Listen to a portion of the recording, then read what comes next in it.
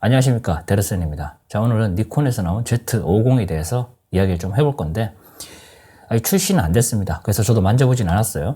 먼저 외관부터 한번 보도록 하죠. 네, 외관을 보니까 외관은 완전 제 취향입니다. 디자인 자체가. 보면은 뭐 대략적으로 나오죠. 크롭화각의 미러리스 카메라다 뭐 그런 거고, 화소 뭐 이런 거 쭉쭉 나오는데 이건 나중에 말씀드리기로 하고요. 여기 보면 스냅 브릿지라고 있는데 스냅 브릿지 이거 은근히 유용합니다. 예, 그리고 인식 자체도 상당히 잘 돼요. 다른 폰은 잘 모르겠는데 저 같은 경우는 갤럭시 노트 9을 사용하고 있는데요. 지금 영상을 찍고 있는 카메라가 니콘의 Z6거든요. 근데 스냅 브릿지가 없게 되면은 영상을 저걸로 찍지는 못해요. LCD 자체가 이 셀프 영상을 찍을 수 없게끔 이게 만들어져 있거든요. 그래서 어쩔 수 없이 스냅 브릿지를 사용하게 되는데, 이 스냅 브릿지를 이렇게 켜놓고 동영상을 이렇게 찍고 있으면 됩니다. 그냥 요거 은근히 쓸 때 많아요. 릴리즈 같은 경우도 별도로 구입할 필요도 없이 그냥 스냅 브릿지 하나만으로 그냥 사진 촬영과 원격으로 전부 모든 것을 할 수 있다 보니까 상당히 괜찮습니다. 근데 스냅 브릿지 이건 좀 보완이 필요한 프로그램이에요. 뭐냐면은 그 사진 같은 경우는 여러 가지 설정을 할 수 있는데, 요즘은 동영상도 많이 찍잖아요. 그래서 동영상에서는 스냅 브릿지가 할 수 있는 게 아무것도 없어요. 이게 설정이. 그래서 이 스냅 브릿지 프로그램 자체를 조금 개량을 할 필요 있다라고 저는 느껴집니다. 어쨌든 스냅 브릿지 괜찮습니다. 요거는. 그리고 이제 디자인을 보면은 Z 시리즈의 일관성 있는 디자인. 요거는 진짜 마음에 들어요. 실제로 니콘의 Z6나 Z7을 실제로 써보신 분들은 아시겠지만은 그 카메라 감성 진짜 대단합니다. 이거. 카메라가 작아졌음에도 불구하고 사진 찍는 맛이 정말 좋거든요. 그래서 제가 Z6를 상당히 많이 깠죠. 깠는데도 아직까지 안 버리고 계속 가고 있는 이유가 그 찍는 감성을 버리지 못하겠어요. 진짜 그 정도로 상당히 괜찮습니다. 카메라가. 다른 부분은 뭐 없고요. 그리고 요 보면은 제가 조금 놀랬던 부분이 있는데, 지금 상단 보면은 여기 어때요? 사진과 동영상이 있죠. 근데 기존 Z6, Z7, D850 같은 경우는 사진을 찍다가 동영상으로 전환하기 위해서 레버를 제껴주고 그 다음에 디스플레이 버튼을 또 눌러야 돼요. 그래야지 LCD 화면으로 이게 전환이 되는데, 이거 같은 경우는 그게 아닙니다. 그냥 레버만 딱 제껴버리면 바로 영상을 찍을 수 있게끔 이렇게 해놓은 것 같습니다.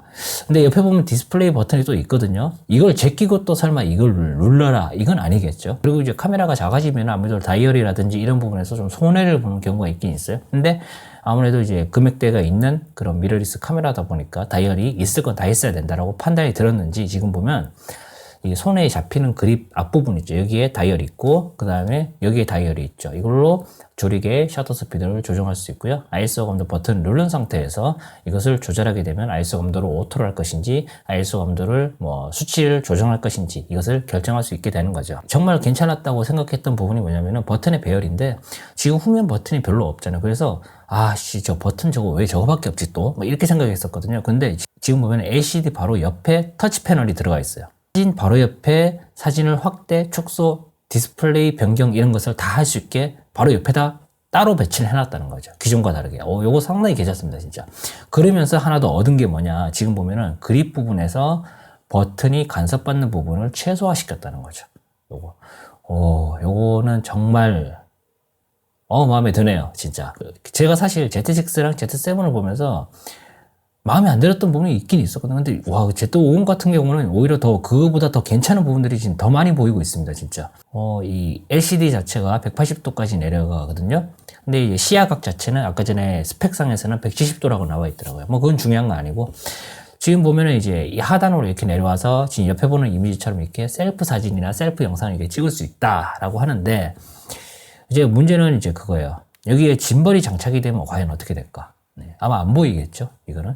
그리고 삼각대에 장착을 하게 되면 어떻게 될까? 아마 안 보일 겁니다. 파나소닉 같은 경우가 이 스위블 액정, 그러니까 액정이 돌아가서 내가 1인 영상을 찍을 수 있게끔 이렇게 볼 수 있게 해주는 거 있는데, 그 파나소닉이 특허를 가지고 있고, 캐논 같은 경우도 특허를 가지고 있는지 아니면 파나소닉한테 사용료를 지불하고 쓰고 있는지는 잘 모르겠습니다. 그리고 소니 같은 경우가 어때요? 지금 소니가 위로 올라가죠. 그죠? 6400 같은 경우 소니가 지금 위로 올라가고 있죠. 그래서 참 니콘은 미러리스 후발주자로 할 수 있는 부분들 참 어쩔 수 없는 부분인 것 같아요. 이거는 기술력이 없어서 이렇게 넣은 것도 아니고, 그리고 그 사용자를 배려하지 않은 아무 생각 없이 만들어서 이렇게 넣은 것도 아니죠. 분명한 것은 후발주자이기 때문에 어쩔 수 없이 지금 이렇게 가는 건데, 그리고 아까 전에 보신 부분처럼 여기 플래시가 있네요. 근데 이 플래시가 있는데 플래시 티가 잘 안 나네요. 원래 플래시가 이렇게 달려있으면 플래시 티가 진짜 많이 나는 경우가 있는데, 이건 좀 디자인 정말 잘 만들었다고 저는 판단됩니다, 이 카메라. 그리고 배터리 충전기를 이렇게 주고 있습니다. 자, 스펙을 먼저 보도록 하겠습니다. 뭐 렌즈 교환식 디지털 카메라, 뭐 렌즈 없으면 사진 못 찍는다는 얘기고, 2088만 화소, 상당히 화소가 높네요. 전 개인적으로 이제 크롭 화각의 카메라는 1600만 화소면 충분하다고 생각하거든요. 한 1650만, 1680만 요 정도. 2088만 화소는 좀 많은 감이 없지 않아 있어요. 근데 사실 요즘 나오는 카메라들이 2000만 화소가 넘지 않게 되면 판매 자체가 안 되는 경우가 좀 많죠. 그래서 이것도 뭐 그 대세를 그대로 따르고 있는 것 같습니다. 그리고 다른 부분은 뭐 필요 없고, 보면은 DX 포맷 크롭 화각의 카메라라는 뜻이죠. 이 카메라는 크롭 화각의 미러리스 카메라입니다. DSLR이 아닙니다. 자, 이미디어스트 오브 데이터 취득. 이거는 뭐 포토샵으로 뭐 사진을 많이 편집하시는 분들이나 라이트룸이나 그런 분들에게는 뭐 별로 필요 없는 기능인데, 이제 캡처 NXD라는 프로그램이 있어요. 니콘 전용 프로그램인데 이것을 활용을 많이 하시는 분들이 좀 있어요, 생각보다. 그래서 이것을 쓰시는 분들에게는 상당히 편리한 기능인데 이것도 대응이 된다라고 적여놨고, 그 다음에 니콘 전용 미러리스 렌즈도 대응이 되고, F마운트용, 그러니까 이전에 나왔던 DSLR용 렌즈들, 지금 나오고 있는 DSLR용의 렌즈들도 마운트 어댑터를 사용하게 되면은 그대로 쓸 수 있다. 자, 근데 이제 Z6랑 Z7 같은 경우는 그 일부 기능 제한이라는 게 있거든요. 그 어댑터 사용할 때 5축 손떨방이 작동 안 해요. 3축 손떨방으로만 작동하거든요. 그래서 이 부분은 좀 확인이 필요합니다. 왜 그러냐면 Z50 같은 경우가 5축 손떨방이 아닌 걸로 알고 있어요. 그래서 아예 손떨방이 작동을 안 해버리는 건 아닌지 조금 궁금한데, 어쨌든 요거는 뭐 리뷰가 올라왔을 때 그분들에게 한번 물어볼 수는 있죠. 그죠? 그리고 이미지 영역 이런 거는 아마 다 필요 없고, 동영상 이미지 크기를 3840, 2160으로 설정하고 동영상 모드에서 정지화상을 촬영한 경우 그대로 동영상 크기와 똑같은 정 사이즈로 저장이 된다. 이게 뭐 동영상 찍다가 셔터 누르면은 이미지가 캡처가 돼서 JPG 파일로 저장이 된다는 뜻이에요. 요거는 뭐 은근히 쓸 일이 조금 있긴 있죠. 요거는 여기 있네요. UHS 규격의 대응. 사실 이거 같은 경우는 조금 생각을 좀 해봐야 되겠죠. 왜 그러냐면은 UHS 1 규격의 대응이 되게 되면 최대 메모리 카드 속도 170MB 그 정도가 최대치로 알고 있는데, UHS 2 규격이 있죠. 그러니까 300MB 이상으로 속도를 내는 것들, 그런 메모리 카드를 넣어도 170MB 밖에 속도를 내지 못해요. 그래서 조금 아쉽죠. 근데 100만원 언저리 선에서 100만원 딱 턱걸이에 걸치는 카메라들 중에서 거의 대부분의 카메라가 거의 UHS-1을 사용하고 있어요. 그래서 이거는 뭐 단점이라고 보기보다는 한번 생각을 해봐야 되는 부분이 어떤 부분이냐. 연사로 로우 파일로 촬영했을 때 이미지 처리 중입니다라고 막 뜨죠. 이제 UHS-1 메모리 카드가 들어가기 때문에 그게 얼마나 좀 느려지는지, 느리게 이미지 처리가 되는지 요거 좀 확인해야 되고요. 그리고 연사 지속 능력, 버퍼를 얼마나 빨리 비우고 재촬영이 들어갈 수 있는지 이런 부분들. 파인더 같은 경우는 뭐 당연히 전자식 뷰파인더를 가지고 있죠. 미러리스 카메라다 보니까 그 파인더 표시와 화상 모니터 표시의 자동 전환 기능이 있어요. 아이 센서. 이게 뭐냐면은 그러니까 뷰파인더, 그러니까 전자식 뷰파인더 상단이나 하단에 보면은 여기 센서가 있어요. 그래서 눈을 딱 가져가게 되면은 센서가 그 감지를 해가지고 그 뷰파인더 모드로 촬영할 수 있게 뷰파인더를 띄워버리고, 뷰파인더에서 딱 떨어지게 되면은 이제 감지를 못하니까 당연히 이제 LCD 화면으로 전환이 자동으로 되는 뭐 그런 건데, 이 Z6랑 Z7 같은 경우가 요게 조금 상당히 안 좋습니다. 소니 카메라는 심지어 제가 지금 사용하고 있는 RX100 마크 7보다도 못해요. 알파 6000보다도 못합니다. 네, 솔직히 말씀드려서. 그래서 Z50에서 이 부분이 얼마나 개선이 됐는지 이 부분도 조금 필요합니다. 요거 자동 전환 원활하게 안 되잖아요. 그러면 저처럼 진짜 수동으로만 써야 돼요. 뭐 다른 부분은 크게 뭐 볼 필요는 없는 것 같고요. 셔터 스피드 4000분의 1초. 근데 사실 이 100만원 언저리의 카메라가 8000분의 1초를 지원하는 카메라가 보기 힘들죠. 그래서 없나요? 제가 알기로는 없는 걸로 알고 있는데 있으면 댓글 좀 부탁드리겠습니다. 어쨌든 이거는 뭐 단점이라고 보기 힘들어요. 이 가격대에 나올 수 있는 최대 셔터 스피드다. 뭐 그렇게 생각하시면 되겠고, 그리고 X 동조 같은 경우는 200분의 1초. 뭐 이 정도면 괜찮네요. 고속 연속 촬영 같은 경우는 초당 5장을 찍을 수 있네요. 이거 같은 경우는 무슨 말이냐면은 조명을 쓰면서 연사 모드로 활용할 때 이 초당 5장을 지원을 해준다 이거예요. 고속 연속 촬영 확장은 이제 뭐냐. 초당 11장을 찍게 되는데, 이거 같은 경우는 자연광에서 인물 사진을 찍거나 뭐 어떤 피사체를 찍을 때 초당 11연사까지 지원한다. 뭐 그런 내용입니다. 그리고 이제 뭐 초점 방식 같은 경우는 하이브리드 AF, 위상차, 콘트라스트 뭐 이렇게 되어 있어요. 뭐 어쩔 수 없죠. 하이브리드 방식이 아니면은 뭐 지금 나오는 카메라들을 이길 수 없으니까 뭐 위상차를 쓰겠습니까? 아니면 콘트라스트 방식을 쓰겠습니까? 그죠? 이제 하이브리드 AF 방식이 그런 거죠. 뭐 위상차로 빠르게 접근해서 거기서 이제 컨트라스트 방식으로 정확하게 잡는다. 그래서 미러리스 카메라가 초점에 안 맞는 그런 스트레스가 상당히 덜해요. AF 보조광이 들어갔네요. 네, 이것도 들어갔고 D850은 이거 안 들어갔던데. 네. 그래서 제가 그때 순서리를 좀 했죠.